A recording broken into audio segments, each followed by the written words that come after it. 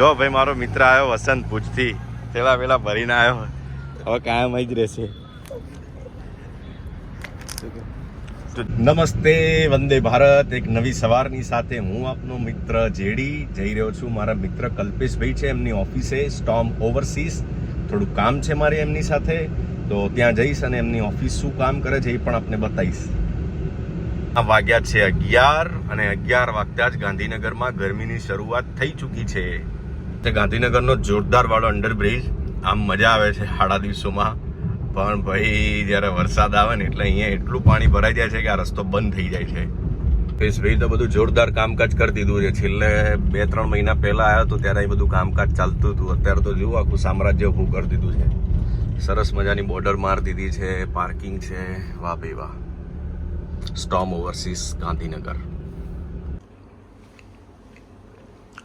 હા, ધૂપ કર્યો છે અંદર અત્યારે? ધૂપ કર્યો છે કઈ અંદર? આ ધુમાડા જેવું છે એટલે હા. કલ્પેશભાઈની ઓફિસમાં આવતા પહેલા જ એમણે અંબાજીનો પ્રસાદ ખવડાવ્યો. ગઈકાલે જ અંબાજી ગયા હતા એવા ગયા મિત્રો બહાર. કલ્પેશભાઈને ત્યાં કામ પતી ગયું અને હવે જઉં છું જમવા માટે. આ બ્લોગ બનાવવાનો ઉદ્દેશ એ જ છે મિત્રો કે તમે પણ જાણી શકો કે એક ઇન્ટરવ્યૂ કે સોશિયલ મીડિયાની લાઈફ તો તમે જુઓ જ છો મારી, પણ એની પાછળ કેટલી મહેનત કરવી પડે છે. તો આ બધું જે હું તમને બતાવી રહ્યો છું બધું બિહાઇન્ડ ધ કેમેરા છે, જે કદાચ આપ અત્યાર સુધી ના પણ જોયું હોય. આઈ હોપ કે તમને બધાને મજા આવતી હશે. ને એક ઇન્ટરવ્યૂ સેટ કરવા માટે કોલ કરવા, બધાને ટીમ મેનેજ કરવાની, પછી એનું પ્રોડક્શન વર્ક, ઘણો બધો ટાઈમ લાગી જતો હોય છે. એના માટેનો જે સબ્જેક્ટ ઉપર ઇન્ટરવ્યૂ કરવાનું એનું થોડું રિસર્ચ કરવાનું, અવનવા લોકોને મળવાનું.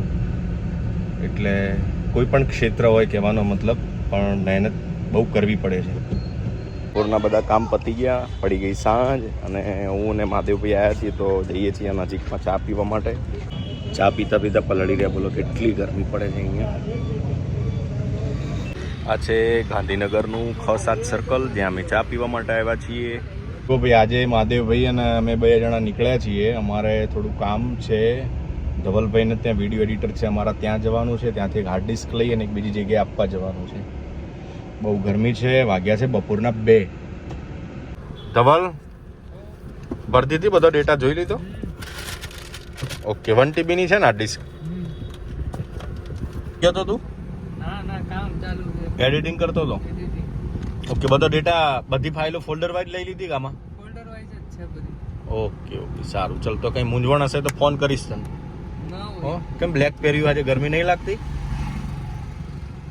લાગે છે થોડી ઘણી. સામે છે સરિતા ઉદ્યાન ગાંધીનગરનું. અહીં ઘણા બધા લોકો સાંજે ફરવા આવતા હોય છે. પોલીસ ભરતી બોર્ડની એક ડોક્યુમેન્ટરી બનાવવાની હતી, એ બની ગઈ હતી ઓલમોસ્ટ, અને હાર્ડ ડિસ્કમાં આપવાની હતી તો એ વિભાગમાં જઈને આપી દીધી છે. અને હવે નેક્સ્ટ પ્રોજેક્ટ તરફ આગળ વધવાનું છે. તો ભાઈ અત્યારે આવ્યો છું ફરતા ફરતા. સેક્ટર કયું કહેવાય આપણું એરિયા? સેક્ટર 30માં સાબર બજાજના શોરૂમે દીપકભાઈએ ચેક ઉપરથી લિફ્ટ મંગાવી છે. બધી રિક્ષાઓ ચડાવવાની લિફ્ટ છે અને પાછળ જે આ વોશિંગનું બધું છે. અહીંયા સર્વિસ સ્ટેશન છે અહીંયા બહુ મોટું. ઘણા બધા માણસો અહીંયા કામ કરે છે. ગાંધીનગરનો મોટામાં મોટો શોરૂમ છે આ. જો આમાં એ લોકો આ રીતે ઉપરથી રિક્ષાની હેરફેર કરતા હોય છે, ટેરેસ ઉપરથી નીચે લઈ જાય ને એવું બધું.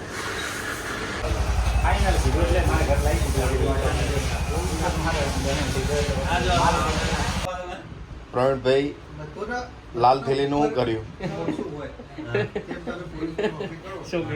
નેશન વોન્ટ્સ ટુ નો. પ્રવીણભાઈ લાલ થેલીનું શું કર્યું કહો? લાલ દિલ્હી ઘર જવાના નથી પણ સેમન થઈ ગયો નહીં લાલ થેલીનો?